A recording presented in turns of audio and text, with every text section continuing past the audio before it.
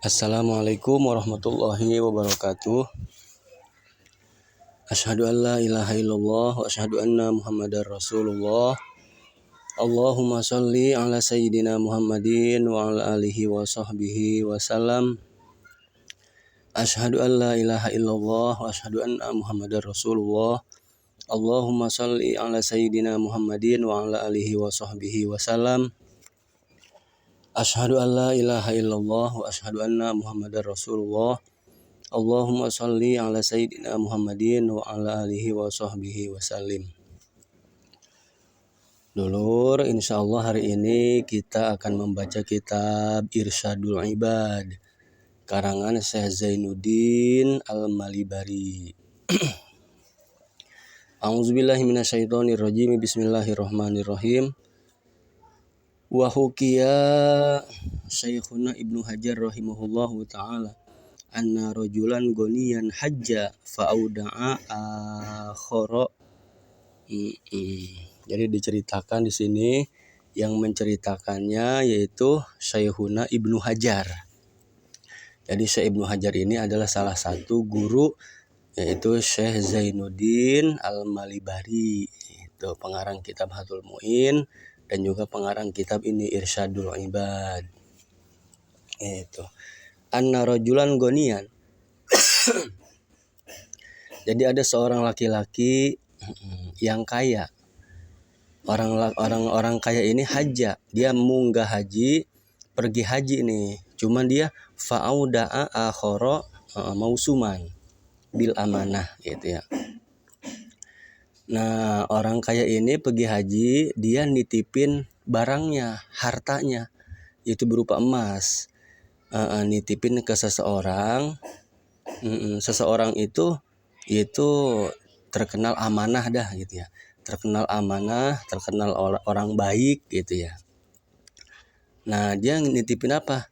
Nitipin alfa dinarin. Gitu. Nitipin 1000 dinar. 1000 dinar. Hatta ya'uda min Arafata. Sampai dia nanti pulang pergi haji, nanti diambil lagi gitu. Jadi dia nitip mau pergi haji nih 1000 dinar sama seseorang. Nah, nanti kalau udah beres dari Arafah, beres munggah haji, saya ambil lagi ya gitu. Iya gitu. Ternyata falamma ada wajadahu qad mata gitu. Setelah orang kaya tadi itu pergi haji, dia samperin ke rumahnya orang yang amanah tadi itu, ternyata qad mata, orangnya udah meninggal. Begitu dia selesai pergi haji. Nah, udah enggak ada. Fasa'ala warasatahu anil mal.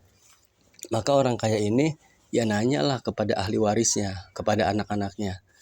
Nah, bapak ini kemana ya gitu ya. Udah meninggal pak gitu. Oh, udah meninggal.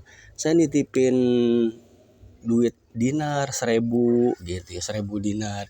Kira-kira dititipin nggak gitu sama anak-anaknya, sama ahli warisnya? Oh, saya nggak tahu ya pak, nggak nitipin tuh pak gitu ya. Waduh, bingung orang kaya ini bingung.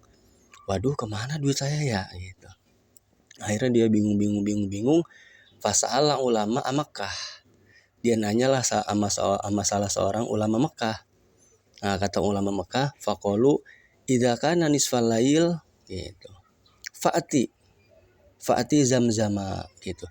Nanti kalau kata ulama ahli Mekahnya ini ngomong nih ke orang kaya tadi. Wahai emang gitu ya. Ntar kalau tengah malam kamu datang baik ke sumur Zam-Zam. Terus ngapain? Gitu. Wanzur fiha wa nadia. Ya fulan gitu.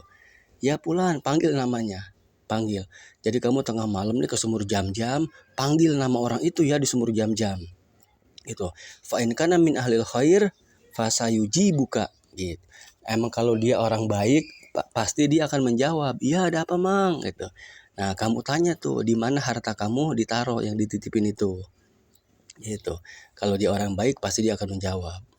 Nah, fazahaba wa nada fiha falam yujibhu gitu. Nah, pas tengah malam tuh dia datang ke sumur Jam-Jam, dipanggil, "Mang, Mang Pulan" gitu ya. Waduh, nggak ada jawaban nih di sumur Jam-Jam. Dia panggil berkali-kali, Mang Pulan, nggak ada jawaban juga. Waduh, Jangan-jangan dia gitu ya bukan ahli surga nih, karena dipanggil di sumur jam-jam nggak nyaut gitu ya. Akhirnya dibalik lagi ke ulama tadi, ulama Mekah.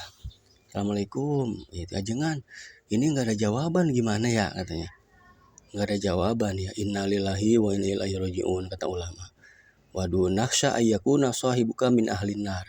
Saya khawatir dia ahli neraka nih ya. Sekarang gini aja dah. Izhab ila ardil Yaman. Sekarang kamu pergi ke negara Yaman gitu ya. Fafiha bi'run tu sama barhut gitu ya.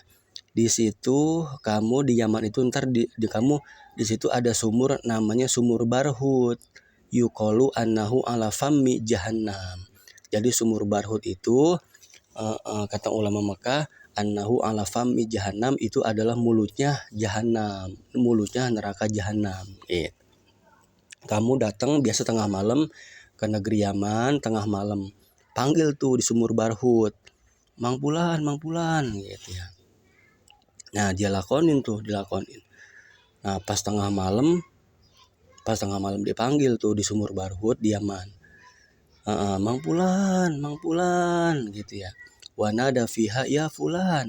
Nah kaget tuh si orang kaya tadi, fa'ajabahu, dijawab sama orang yang tadi dititipin duit tadi tuh, dijawab, ya Mang gitu ya.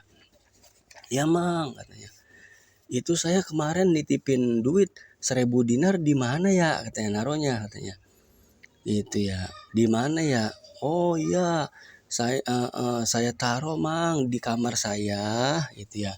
Ditutupin lemari gitu. Emang apa enggak dititipin sama anak-anak? Waduh, saya nggak percaya dah gitu ya. Pokoknya mah saya nggak titipin ke anak-anak, saya taruh di kamar saya di bawah lemari gitu ya. Udah ambil aja, di situ masih ada kok gitu ya. Oh gitu Mang ya. Nah cuman saya mau nanya nih Mang katanya. Malazi anzalaka hahuna wa qad kunta azunnu bikal khair. Nah kamu kenapa bisa ada di sumur barhut ini? Saya memanggil-manggil di sumur jam-jam kamu nggak nyaut. Kok giliran saya nanya di sumur barhut kamu malah nyaut gitu ya. Malazi anzalaka hahuna wa qad kunta azunnu bikal khair. Sedangkan kamu saya anggap nih orang baik gitu ya. Kenapa kamu ada di sumur barhut gitu ya? Kenapa kamu ada di neraka katanya. Kola, oh begini Mang, karena celi ukhtun fakiroh. Saya punya saudara perempuan gitu ya, yang fakir. Saya punya saudara perempuan fakir memang. Hajar tuha wa kuntu la ahtawi alaiha gitu. Saya punya saudara perempuan, saya nggak perhatian sama saudara perempuan saya.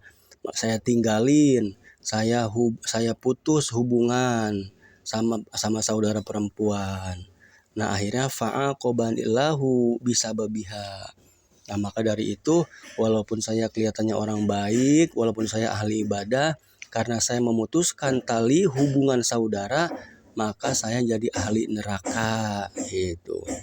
Sebagaimana di dalam hadis, la yadkhulul jannah qati'a rahimihi wa aqaribihi. Jadi tidak masuk surga walaupun orang baik juga kalau memutuskan hubungan silaturahmi gitu.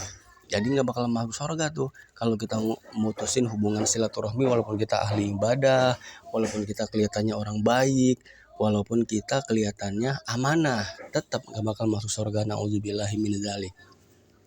Jadi jangan-jangan kita mutusin tali persaudaraan ya. Kita udah biasa ngomong aja nih sama saudara gitu ya.